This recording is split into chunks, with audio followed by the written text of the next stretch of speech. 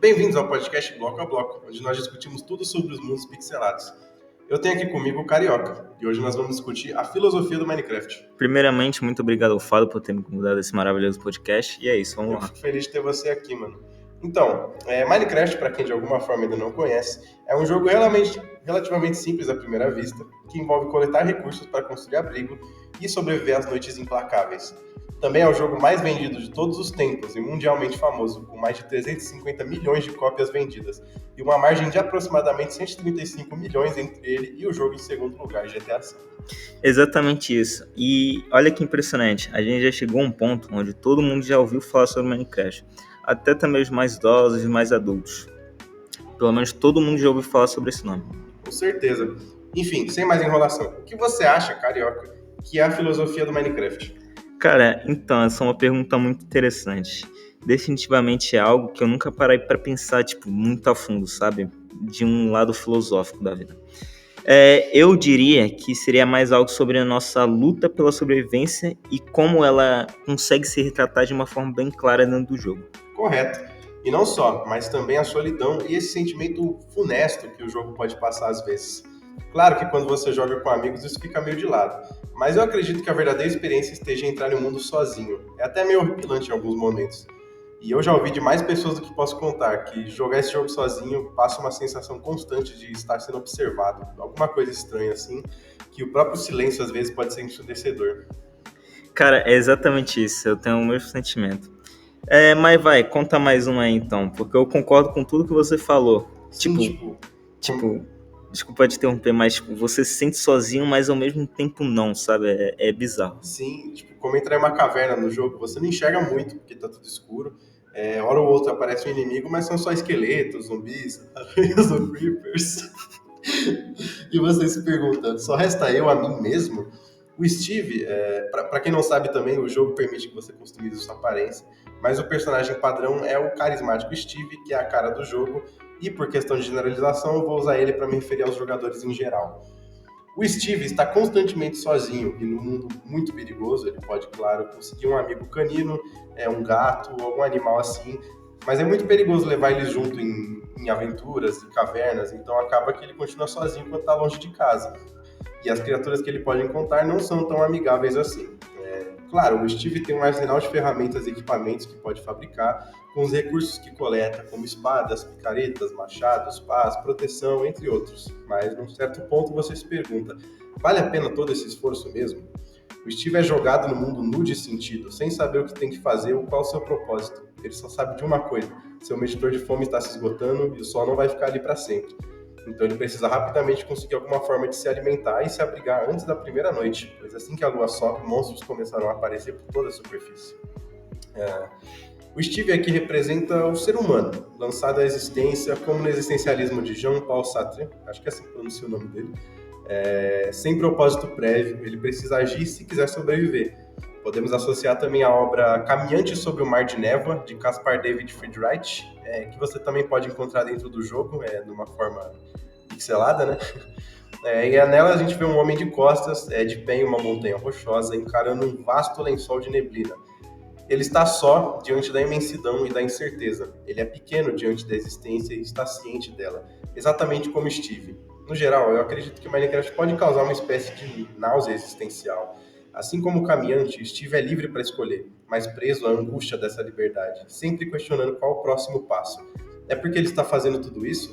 Ele consegue alimento, desconstrói uma casa, ferramentas, mas para quê? Todos os dias a mesma coisa, os monstros não vão parar de vir uma noite sequer, a fome não vai parar de se agravar, e se ele está sozinho nesse mundo, para quem está fazendo todas essas construções, realmente há um sentido nisso? De lutar até ficar sem ar todos os dias e noites, de quase morrer uma noite só para saber que terá que passar pela mesma coisa na noite seguinte? Quantos mais animais ele terá que matar para comer? Quantas árvores vai ter que derrubar para construir mais?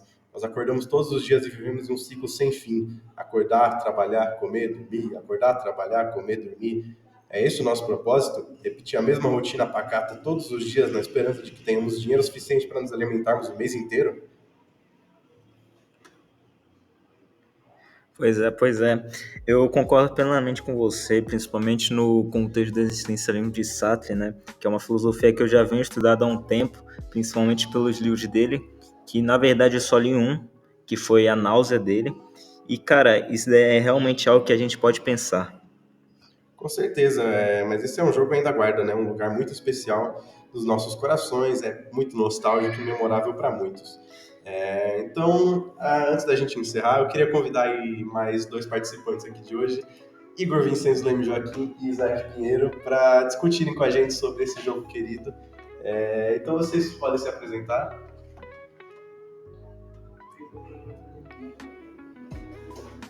Beleza, eu sou o Isaac.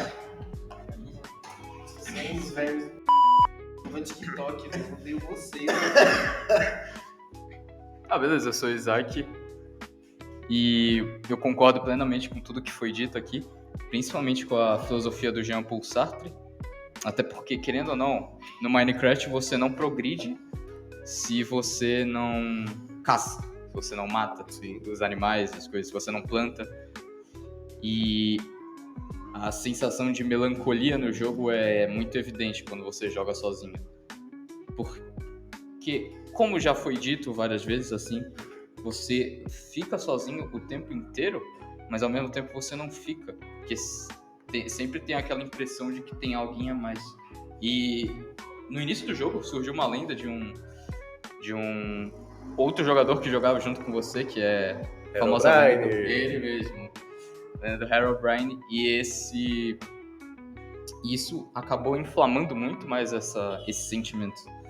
A solidão do Minecraft é algo real, mas que ao mesmo tempo... O jogo em si é meio desconcertante, né? Ele te deixa toda hora pensando, nossa, mas é estranho, sabe? Ele não é natural. Sim. É que nem aquele sentimento do Vale da Estranheza. Sim, com certeza.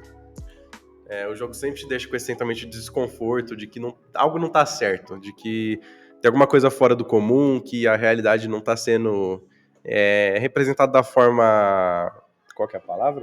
Correta, tipo, da forma original da vida. Forma natural das coisas. Exato, a forma natural das coisas, porque sempre tem alguma coisa fora de lugar e você fica sentindo essa presença esquisita, como se tivesse alguém sempre ali com você, em todo canto, em toda a sombra, e isso acaba sendo meio bizarro mesmo. Às vezes eu fico com um pouco de medo de jogar sozinho. Você tem alguma experiência interessante para compartilhar no Minecraft? Que bom, né? No Minecraft, experiência estranha assim não, mas tipo, é uma coisa que todo mundo que joga sente, é o desconforto, principalmente andar pelas cavernas do jogo. Sim. Tem tanto que a trilha sonora até pelos efeitos sonoros que... Exatamente, a trilha sonora do jogo foi feita pra, tipo, gerar uma sensação de estranheza no jogador. E tanto, né, que tem um disco no jogo, que é o disco 11, se eu não me engano, Sim. que ele é todo quebrado. Todo quebrado. E ele narra não, né? Mas ele reproduz o som de, aparentemente, alguma pessoa correndo de algo. E desde o lançamento do jogo esse disco tá aí, mas a gente nunca soube o que é exatamente, mas é estranho. Você, Carioca? Então, eu acho muito interessante, porque, por exemplo, o jogo em si é algo que, tipo, reflete na nossa vida, porque ele faz a gente ficar sentimental, sabe? Por exemplo, quando um cachorro morre lá no jogo, é claro, a gente começa a ficar meio mais empático, se é que me entende. Tipo, a gente começa a sentir mais empatia, mesmo sendo um jogo, mesmo sendo algo pixelado. Então, eu acredito que isso daí reflete muitos parâmetros na nossa vida, principalmente por se tratar de um jogo, né? Sim, até mais porque, tipo, o cachorro, por exemplo, é a sua única companhia e depois que ele morre, ele se foi. Você pode conseguir outro, mas não vai ser o mesmo, né? Porque você cria um senso de empatia e, de certa forma, de parentesco. Não sei se parentesco é a palavra certa. Mas você cria uma amizade com aquele animal e ele acaba fazendo parte da sua jogatina e do seu mundo. E ele te faz companhia ali quando você não tá. Porque você sai de perto da sua casa no jogo e tudo é frio e sozinho. Só que aí você volta e você sabe que tem aquele sentimento acolhedor e caloroso de que tem alguém lá te esperando. Né? Então, isso dá um senso de sentido, eu diria, pra mim, quando eu tô jogando. Por que eu tô fazendo tudo isso? Pra eu poder voltar vivo e ver o meu cachorrinho lá, tá ligado? O jogo, ele passa isso, eu acho que sim. Você concorda? Eu concordo, até porque, querendo ou não, isso é a sua única companhia que você tem. Até porque tem os aldeões no jogo, né? Sim, mas eles são meio sem alma, né? Exato, eles são, tipo, eles passam aquela vibe de... Eles só estão ali. Exato, só estão ali, tipo, não são seu amigo nem nada. Enfim, Foi muito bom ter vocês aqui hoje. Espero que todo mundo aí tenha curtido e fiquem ligados para mais Bloco a Bloco. Até a próxima!